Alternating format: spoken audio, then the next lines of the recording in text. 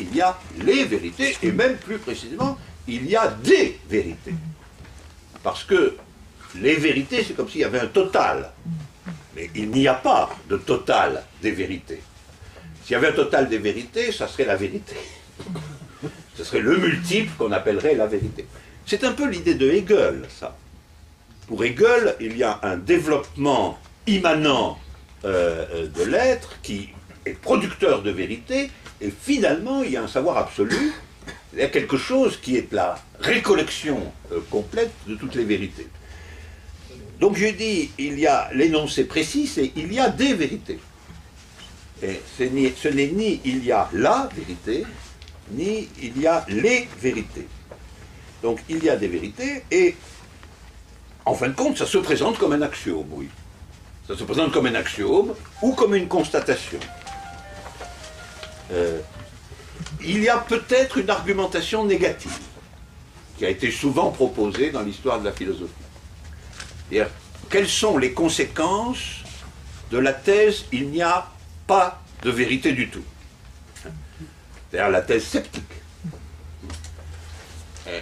Bien, on a souvent tenté de démontrer que les conséquences de la thèse « il n'y a pas de vérité du tout » sont des conséquences contradictoires. Mais le fait que ce soit des conséquences contradictoires ne fournit pas encore une vraie démonstration. Puisque le sceptique dira « eh oui, il y a une contradiction, mais c'est simplement que je ne soutiens pas que ma thèse est vraie. » Évidemment, le sceptique ne va pas soutenir que sa thèse est vraie, il serait immédiatement en contradiction. Et c'est ce qu'on essaie de lui faire dire. Il dit « j'affirme qu'il n'y a pas de vérité ». C'est un énoncé. Je n'affirme pas, il est vrai qu'il n'y a pas de vérité. Vous comprenez pas. Et donc, je ne crois pas que l'argumentation négative soit probante. Cependant, il reste vrai que la thèse « il n'y a pas de vérité du tout » est une thèse dont les conséquences pratiques sont particulièrement destructrices. Et on peut soupçonner qu'il n'y a pas de sceptique absolu. C'est-à-dire qu'en réalité, personne ne vit vraiment sous l'idée qu'il n'y a pas de vérité du tout. En particulier, on le sait bien, tout sujet se demande si ce qu'on lui dit est vrai ou non. Il est impossible d'échapper à cette question. Et peut-on vivre sous... Là, je ne dis pas penser, c'est pas un argument, c'est pas une démonstration, c'est un examen pratique. Peut-on réellement vivre ou engager une action quelconque ou exister tout simplement de façon rigoureuse avec la conception qu'il n'y a pas de vérité du tout? Ce n'est pas sûr. Ce n'est pas sûr existentiellement. Je ne dis pas théoriquement ou de façon démonstrative.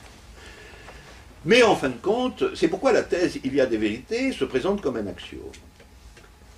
Et il est clair que s'il y a des vérités, en tout cas ça c'est sûr, on ne peut pas les déduire, on ne peut pas les considérer comme un effet mécanique de l'être. Et donc, il faut, pour qu'il y ait des vérités, quelque chose qui ne soit pas absolument réductible à l'être. C'est là qu'on est dans l'impasse. D'un côté, il y a l'être composé de multiplicité, de l'autre, à l'autre extrémité, si je puis dire, il y a des vérités. Les vérités, vous ne pouvez pas les tirer de l'être, et donc il semble qu'il y ait entre les multiplicités indifférentes et les vérités, il semble qu'il y ait comme un abîme. Voilà. Et c'est ce qui va commander les idées 3 et 4. Alors, l'idée 3, la troisième idée, c'est que la source d'une vérité, l'origine d'une vérité, ne se situe pas dans ce qui est, mais dans ce qui arrive. Donc, l'origine d'une vérité, ce n'est pas une multiplicité qui est, c'est ce que je propose de nommer un événement. L'être et l'événement. Voilà, en tout cas, au titre. L'être et l'événement. Par conséquent, la troisième idée, c'est la source d'une vérité se trouve dans l'événement et non pas dans la structure de l'être.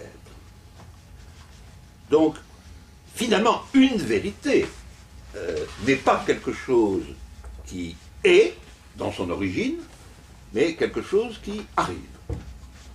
Quelque chose qui arrive à l'être, et non pas quelque chose qui vient de l'être. Quelque chose qui lui arrive. Et donc, il va falloir développer une théorie de l'événement. Il va falloir montrer qu'une théorie de l'événement est possible, qui ne réduit pas cet événement à la structure de l'être, mais en fait, dans l'être et l'événement, je vous dirai tout à l'heure que j'ai un peu changé d'avis là-dessus, on est dans l'être et l'événement. Dans l'être et l'événement, l'événement est une sorte, là je suis dans un langage proche de celui de Derrida peut-être, l'événement est comme un supplément. C'est-à-dire, j'ai employé aussi l'expression un transêtre. Il y a quelque chose qui est au bord de l'être, qui est comme un supplément à l'être, qui arrive à l'être en tant que supplément. Et évidemment, la théorie de l'événement est une théorie complexe, mais l'idée générale est celle-là. C'est-à-dire que l'événement arrive à l'être en tant qu'il en est un supplément. Voilà. Et donc, les vérités existent, toutes les vérités qui existent parce qu'elles déplient, elles déploient, elles organisent les conséquences d'un événement. Alors, l'événement, il faut bien comprendre que l'événement, c'est cette forme d'existence telle que son apparaître et son disparaître sont la même chose. L'événement, c'est un pur éclair, un pur écart. C'est quelque chose qui n'a pas d'être, précisément parce qu'il disparaît au moment même où il apparaît. Donc l'événement, c'est ce point particulier où vous ne pouvez plus distinguer entre être et néant, en réalité. C'est-à-dire entre le fait que c'est et le fait que ça n'est pas ou que ça n'est plus. Donc on peut aussi bien dire qu'un événement c'est une apparition que de dire qu'un événement c'est une disparition. Plus précisément, il faut dire un événement c'est le moment où apparition et disparition ne sont pas séparables. Mais ça arrive à une multiplicité, ça. L'événement est toujours situé. Ça, c'est très important. Ce n'est pas un événement général qui serait dans l'atmosphère. Hein. Tout événement est relatif à une multiplicité déterminée. L'événement arrive à une multiplicité, il arrive à l'être.